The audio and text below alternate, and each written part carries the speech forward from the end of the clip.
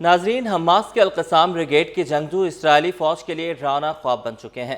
غزہ میں القصام بریگیڈ کے جنگجوؤں نے تازہ وار کرتے ہوئے 3 اسرائیلی فوجیوں کو جہنم واصل کر دیا، جبکہ ایک صہیونی فوجی افسر زخمی ہو گیا جس کی حالت تشویشناک ہے۔ اسرائیلی فوجی ریڈیو نے عسکری ذرائع کے حوالے سے بتایا ہے کہ ہلاک ہونے والے 3 فوجیوں میں یارڈینا کا رہائشی 21 سالہ اسٹاف سارجنٹ شوہم مناہف، افراد کا رہائشی 20 سالہ سارجنٹ شلمویا کے شیرم اور ریشون لیسیون سے 19 سالہ سارجنٹ یولی فاکٹر شامل ہیں، جبکہ زخمی افسر کا نام ظاہر نہیں کیا گیا۔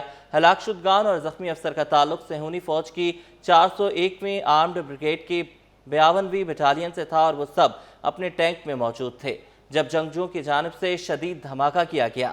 اسرائیلی میڈیا کی خبروں کے مطابق غزہ میں 4 مختلف فوجی کارروائیوں کے دوران بھی مزید 3 اسرائیلی فوجی شدید زخمی ہوئے ہیں جن کی حالت تشویشناک ہے۔ رپورٹس کے مطابق حماس کے جنگجوؤں نے اسرائیلی افواج کو مختلف مقامات خان یونس، جبالیہ، الشجاعیہ اور الطفا میں ایک ہی وقت پر نشانہ بنایا۔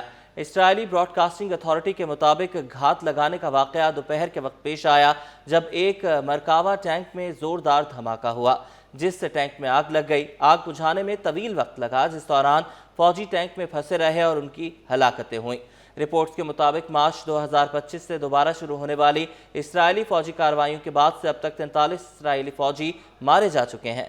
اکتوبر 2023 میں شروع ہونے والی غزہ جنگ کے آغاز سے اب تک ہلاک ہونے والے اسرائیلی فوجیوں کی مجموعی تعداد 893 تک پہنچ گئی، جبکہ سینکڑوں اسرائیلی فوجی زخمی ہیں جن میں سے کئی صہیونی فوجیوں کی حالت تشویشناک ہے۔ اسرائیلی وزیر اعظم نے پیر کی شب کو انتہائی مشکل قرار دیتے ہوئے تصدیق کی کہ شمالی غزہ میں حماس کے جنگجوؤں کی جانب سے کیے گئے اچانک حملے میں 3 اسرائیلی فوجی ہلاک جبکہ ایک افسر شدید زخمی ہوا۔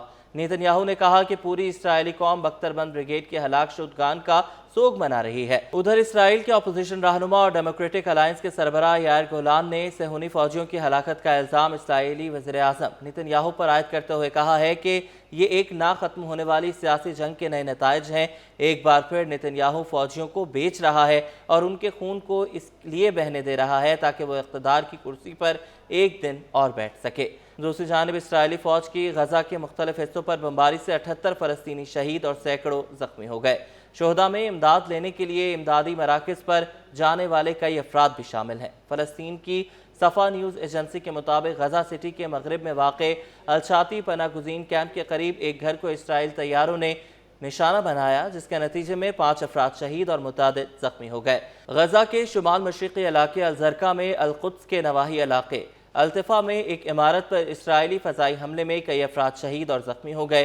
اسرائیلی فوج نے غزہ کے جنوب مشرق میں المختون محلے کے شہریوں کے متعدد مکانات دھماکے سے اڑا دیے۔ ادھر سابق اسرائیلی وزیر اعظم ایہود اولمرٹ نے مغربی کنارے پر آباد کاریوں کے جنگی جرائم کا اعتراف کر لیا۔ اولمرٹ نے کہا کہ مغربی کنارے میں قابض آباد کار حکومت کی سرپرستی میں فلسطینیوں کے خلاف جنگی جرائم کا ارتکاب کر رہے ہیں۔